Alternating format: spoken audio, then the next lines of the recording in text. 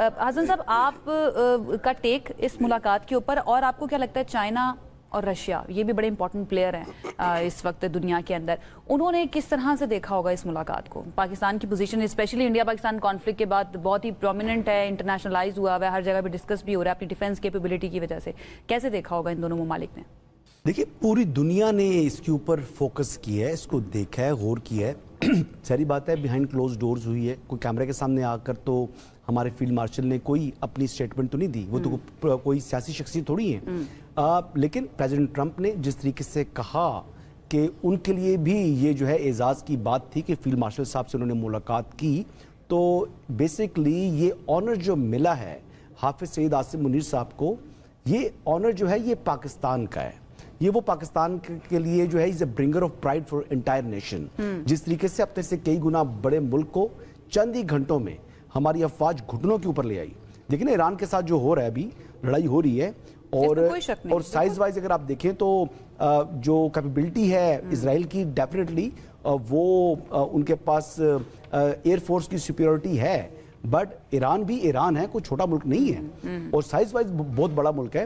But Pakistan کے لیے جو کے مقابلے میں جو ملک تھا وہ تو پاکستان سے بھی کئی گنا بڑا ملک تھا, اور ہم چند گھنٹوں میں ان کو لے آئے. تو پریزیڈنٹ ٹرمپ ہوں, امریکنز ہوں, چائنیز ہوں, رشینز ہوں, وہ ہمیشہ دنیا فاتح کے ساتھ چلتی ہے. اور جس طریقے سے وہ کہہ رہے تھے کہ ہمارا اسٹریٹجک پارٹنر ہے امریکہ, تو پھر امریکہ نے جو کہ اس وقت سپر پاور ہے, اس نے اپنے اسٹریٹجک پارٹنر انڈیا سے پہلے پاکستان کے ہی لوگوں کو جو ہے وہ اپنی جو ہے وہ دعوت پر بلایا.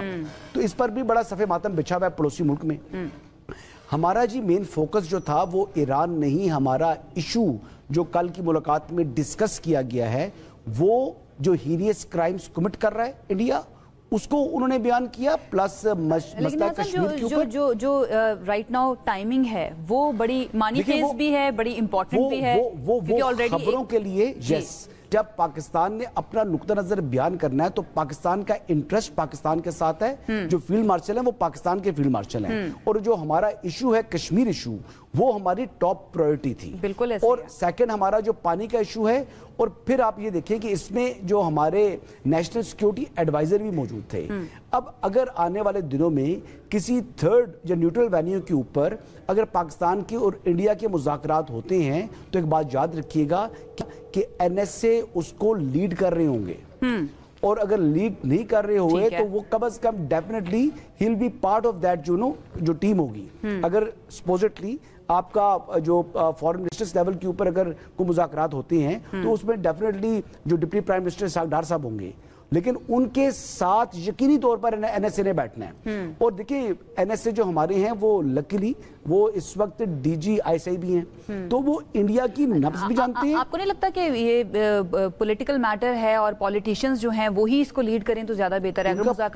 ان کا رول ہے نا جی, N S A national security adviser. اور جو پانی ہے, پانی آپ کے لیے آپ کی لائف لائن ہے, آپ کی سیکیورٹی ایشو سے ریلیٹڈ ہے. سیاست دانوں نے کرنے ہوتے ہیں نا جی, فیصلے تو سیاست دانوں نے کرنے ہوتے ہیں. وہ وہاں پر پاکستان کو ریپرزینٹ کریں گے, اور موسٹ لائکلی میں کو کہہ رہا ہوں کہ جو بھی ہوگا اس میں وہ اس ٹیم کا حصہ ضرور ہوں گے.